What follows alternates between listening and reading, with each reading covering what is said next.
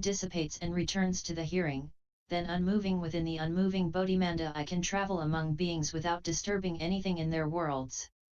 I can go through the 10 directions making offerings to as many Buddhas, thus come ones, as there are fine motes of dust.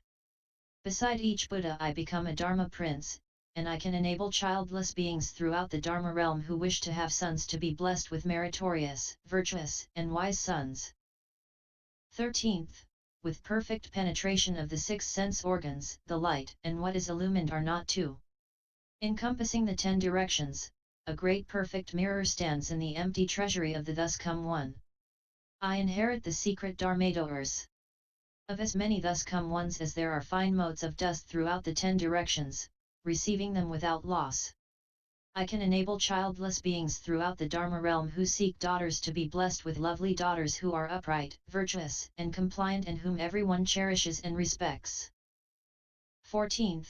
In this 3000 great thousand world system with its billions of suns and moons, as many Dharma princes as there are grains of sands in 62 Ganges rivers appear in the world, cultivate the Dharma, and act as models in order to teach and transform beings. They comply with beings by means of expedience and wisdom, in different ways for each. However, because I have obtained the perfect penetration of the sense organ and have discovered the wonder of the ear entrance, after which my body and mind subtly and miraculously included all of the Dharma realm, I can enable beings who uphold my name to obtain as much merit and virtue as would be obtained by a person who upheld the names of all those Dharma princes as many as the grains of sand in 62 Ganges rivers. World-honored one, the merit of my one name is the same as those many other names, because from my cultivation I have obtained true and perfect penetration. These are called the 14 powers of bestowing fearlessness, with them I bless living beings.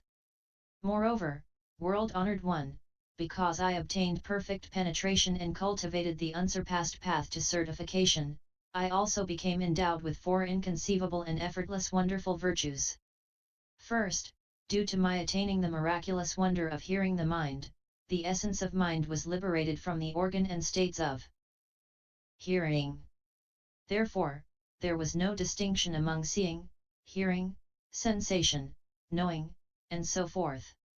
The enlightenment became a single, perfect fusion, pure and precious enlightenment. For that reason, I am able to manifest many wonderful appearances and can proclaim boundless secret spiritual mantras. Among those, I may appear with 1 head, 3 heads, 5 heads, 7 heads, 9 heads, 11 heads, and so forth, including 108 heads, 1,000 heads, 10,000 heads, or 84,000 Vajra heads. 2 arms, 4 arms, 6 arms, 8 arms, 10 arms, 12 arms, 14, 16, 18 arms, or 20 arms, 24 arms, and so forth until there may be 108 arms, 1,000 arms, 10,000 arms, or 84,000 Madra arms.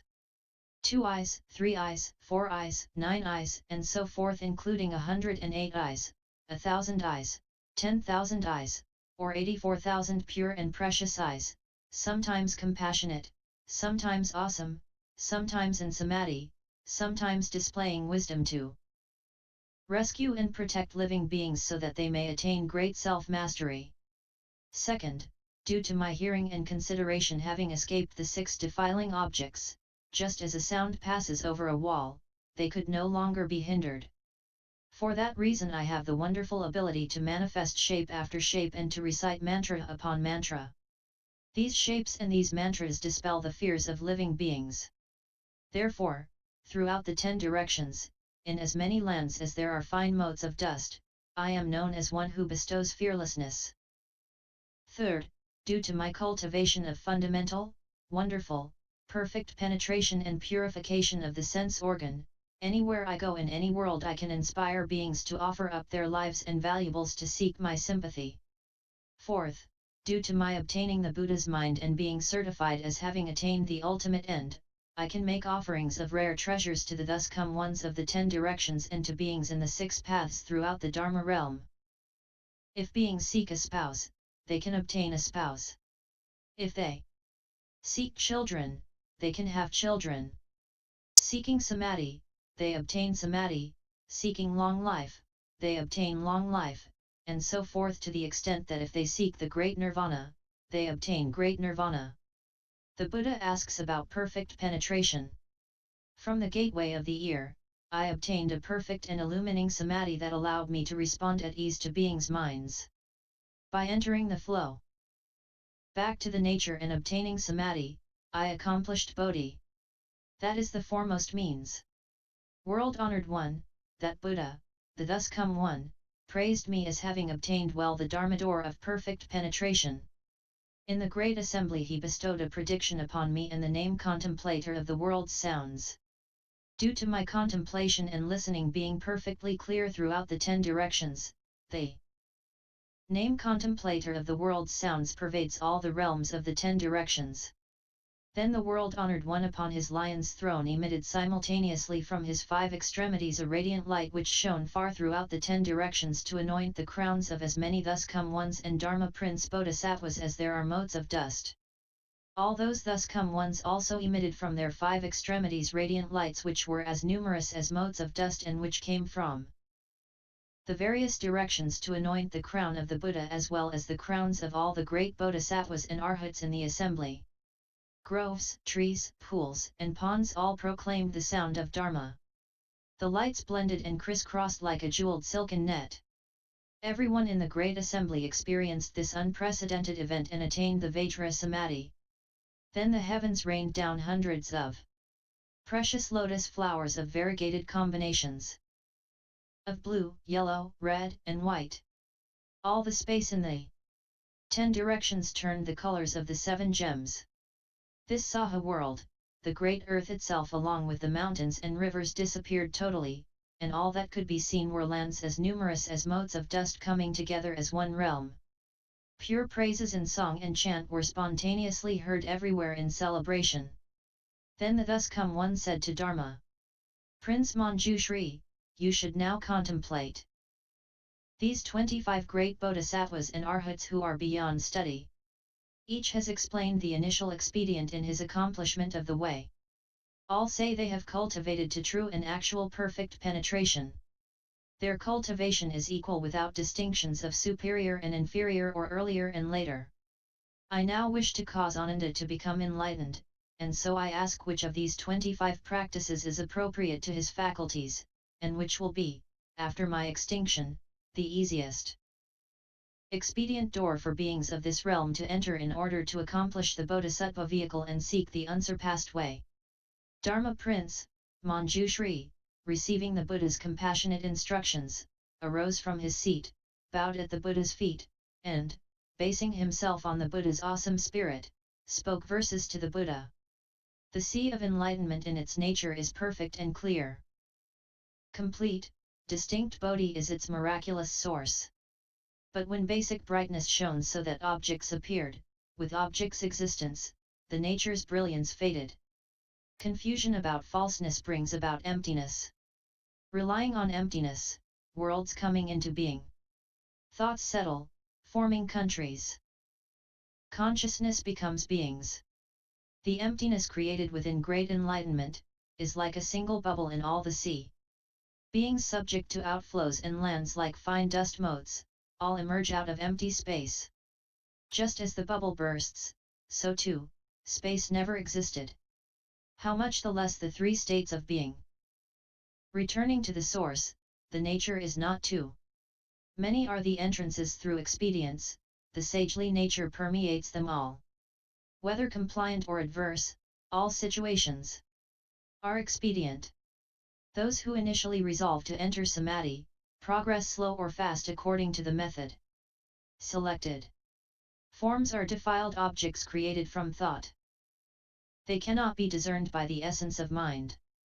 How can something not clearly discernible be used to gain perfect penetration? In sounds, language is intermingled.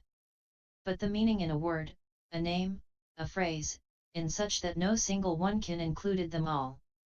How can that be used to reach perfect penetration? Awareness of smells comes through contact with them. Apart from them, one does not know that they exist.